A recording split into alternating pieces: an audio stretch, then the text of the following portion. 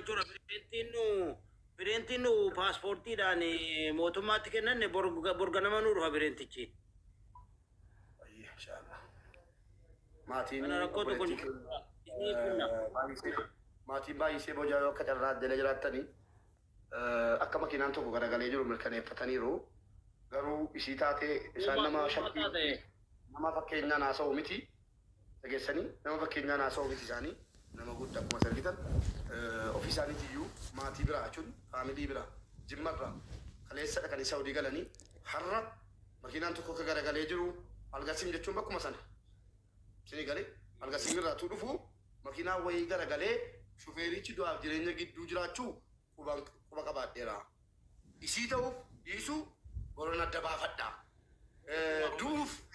Du'uuf jiraachuusis boran baree isinitti madanii bor galgala naannoo magriibaatti tokkummaan nu rakkatee bira naa dhaqee naannoo magriibaatti bor tokkee amaanaa rabbii laayibiidhaan nuuf fideeti waan ta'e nu barsiisi. Garuu wanta dubbadhu ummata keenyaan adaraa Oromoo viidiyoo adda addaan hojjetina. Adaraa Oromoo waan hin taane hin dubbatina. Duuteetti jennee ka'ee yoo jiraan si argamte amma tokkummaa wanni godhu namni biyya kanatti namni keenya rakkoo qaba sidii galee deengadda jirti wal jettanii fuuldurumaan namoonni biyya kana dhufu paaspoortii namatti kennu paaspoortii qabaachuu paaspoortii isaa biyya isaa haalii isaatti kooppii kaasee kennate kunoo kennateetti kanaaf isinitti kenna kennachuu qaba eenyuun kennachuu qaba biyya isaa fira isaatti nama isaa toomba deewoon dhabame jechuun itti dhaga'e namni hedduun isaa bishaan biirii keessa buusanii ajjeesaa yeroo rabumti kaan immoo tumanii bakkee baasanii duutee hedduu namaatti rakkataa jira sarraatiyyaan biyya keenya dhuftu waan ta'eef paaspoortii ofii fira ofiitti kennatanii dhufuun dirqama ta'a bareedduu ta'a sila paaspoortiidhaan nama argama malee duwwaa kanaan barbaadamee namni argamu. Riyaadiin keessatti biiroon tokko gala tokko rakkisee jennaanii akkuma ta'etti warra embaasiitti simnee gargaarsa arganneen talatti sana madaamitti manatti cuftee jennaan achii baafnee biirootti deebisiifnee jennaan warri biiroo immoo amma nyaatan kennanuu fi dhukkufataa jirti du'aaf jireenya gidduu jirti ijoolluma naannoo keenya ijoollee jimmaatti isiin immoo keessaan tokkummaattan kennaa informeeshinii jiru hundayyuu isin naa gargaaraati akka jedhe gara biyyaatti maatiidhaa galchan naa godhaa tokkummaan kun nama tokkummaan isin itti himu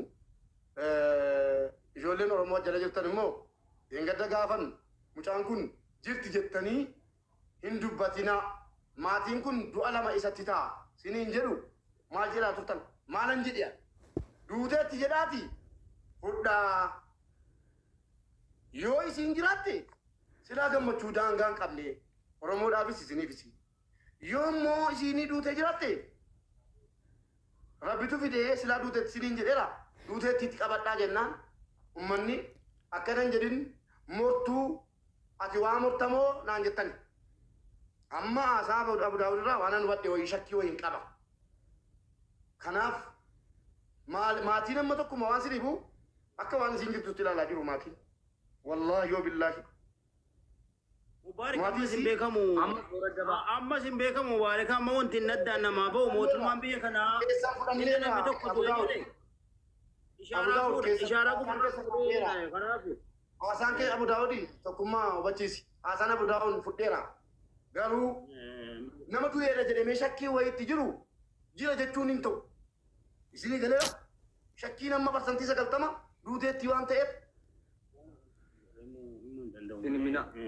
waan dhageessan kanaaf Abu Daawud isaan jedhani jiraattus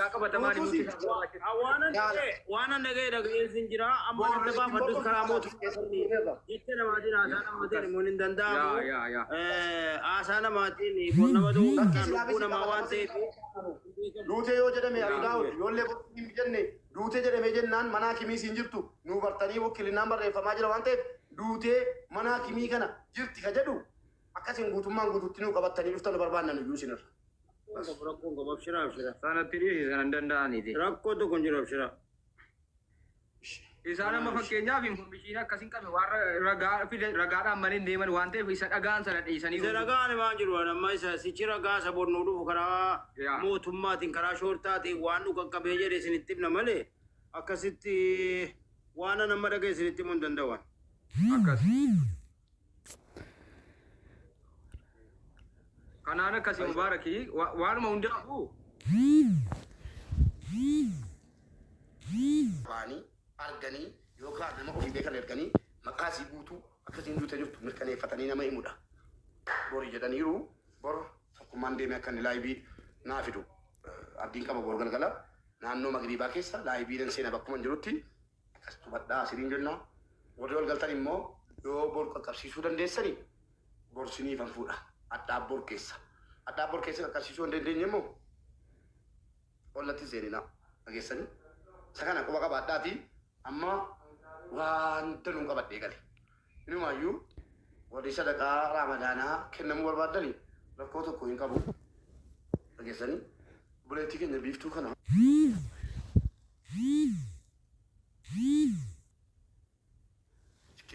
Paaspoortiin birrii 10,000 lafaa qabdi. Birrii 20,000 qata. Tikeettiin Dubaayii dhaqu meeqa jiru?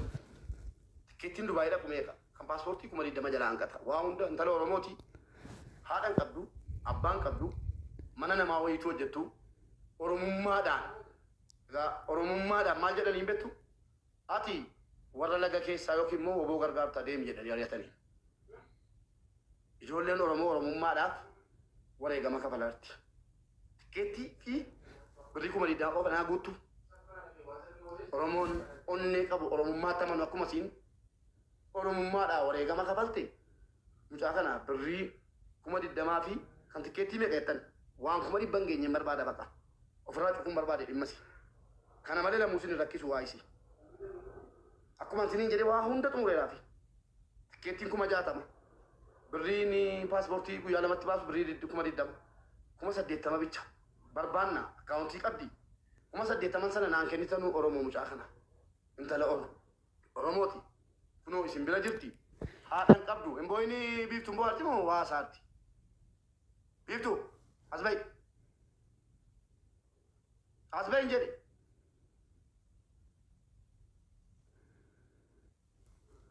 Maa boosa?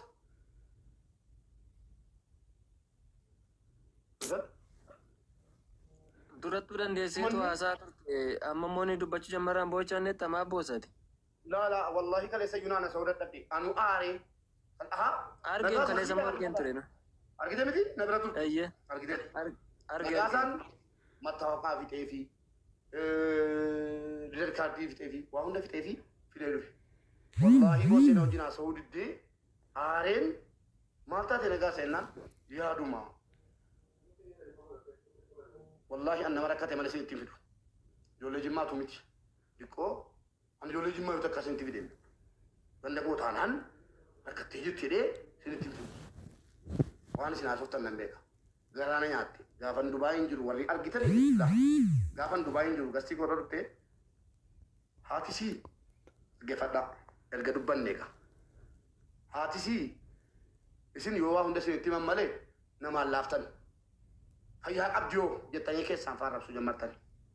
Wanni garaana nyaate haatisii xiqqoo mataan tuqamtee dhuuf yeroo sana. Sabiyyii ji'a lamaa gattee magaalaa keessattuu deemtu duutee bakkeetti jalaafte. Dhugaan jirtu kana. Wanni sii boocisus kana. Dirqama isin itti himuu qabna kaa. Seeftii mucaa eegi teenshinii siin miidhama. Yoo namni isin ittiin himne sumuuniin kennitan dhukaasin. Sinii galee. Yoo namni sirriitti dhugaa jirtu taate seeni maal? Haati sii jalaa maraattee qalbii dhabdee mucaa darbitee baddee bakkee keessattuu deemtu akkuma namni qalbii qabne bakkee keessatti kufee kuftee jalaa hafte. Kana wanti akkam gargaara na godhe mucaa kana. Wanni biraa keezii wayin jiru. Abbaan siis hin beektu. Warra qalbii mataan tuqamee jennaan ilmoo gatee deemuufi. Warra qalbiin jalaa darbinaan magaalaa keessa ilmoo ofii baatee deemu ani na yaadadha gaattiraatti moominaa jennaan yaadattu ijoolleen gaattira moominaa jennaan jirti gaattiraa keessa ijoollee gaattiraa katamaa yoo jiraattan moominaan ilmoo argattee baattee deemti arman kennituuf nyaatan kennituuf sabiyyii maal nyaata kenniti arman kennituuf namni meeqa xuuxxoo dubartoonni naannoo keenyaa Tuuttoo baatanii duuka deemu. Yeroo tuuttootti kennanii xiqqoo si afaanitti keessa kaatee Puuxxoo sana irraa fuutee xiqqoo sii mataan nagaa miti. Mucaa kana jala ajjeesuu fi jetteeyyi puuxxoo kana gatti namni hin mufatu. Namoonni naannoo keenya duuka deemanii ammas rabbii jedhuuni isa kaan dhagaan rukutti nama ofirra narkaa fudhachuu fedhani. Qabalee eeyyamsiifatanii naannoo eeyyamsiifatanii dubartoonni naannoo keenyaa wal ijaaranii nayyaa dadhaa xiqqoon ture. Humnaan halkan qabanii bakka siin ciistetti bakkee keessatti ilmoo irraa fuudhanii guddiftuutti kennamee namoonni naannoo guddisaa turani. Dhageessanii namoonni naannoo guddisaa turani. Mucaan sun guddattee eessa galtee yaadanne yeroo naannoo godhamu. Mucaan namoonni naannoon keenya dubartii maraatte sanarraa fuudhan suni guddattee dhuma bakka geesse moo maal taate ka jedhu hin gaafanne waan dhuggaa 20 meeqaan seetti mara. Mucaan kuni haati nama irratti darbitee badde. Mucaan garuu yeroo guddattu haadha qabdi waan ta'eef mukarraan dhalanne waan ta'eef haati koo eessa jirti jennaan namoonni guddisanii itti muudidan nalagaa anseenaa gatti qoradheeffan. Ishiin namni siin miyuutichi godha abduzee ka jettu miyuutichi godha maaliif beektaa tokkoffaaf akkaawuntii kijibaa barreessite chaa'u. 1,168 duwwaa 7 Tifu, irra deebii barreessime maaster. Tifu nama jedhamtu barreessaatti akka tiifuutti barreessaa. Tiifuu maqaa wajjin barreessaa qubeedhaan quba tokko itti barreessi jalqaba. Eshi meemee gabaadhaa nu galaa gaa fudhattanii footoo kaafattanii. Intaatu mul'atu meerree mucayyoon nuun kan maaltaasitti. Kunoo jalatti barreeffamaadha. Kuma tokko kan ka'udha. Argaan jiru biriin na bira hin jiru abbaan. Dhiisi obboleetti siin fida dhiisi.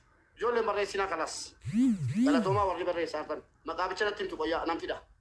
Akka gaariittan sinii fida. Natti himaa maqaa. Zabdituu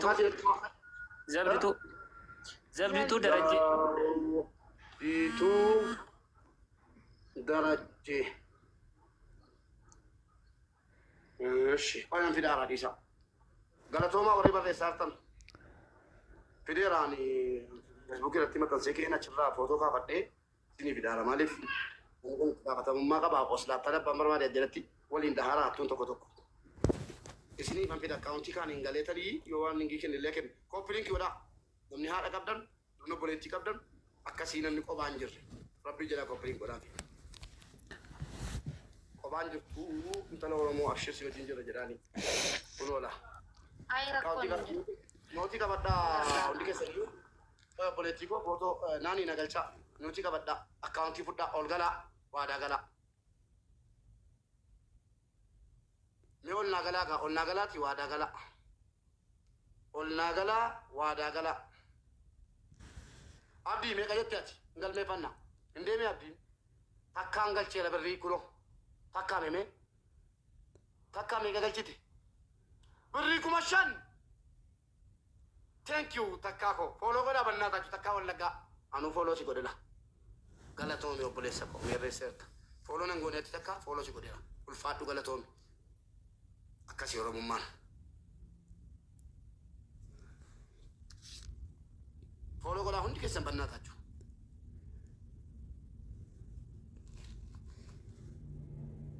takkaa galatoomi jedhaani.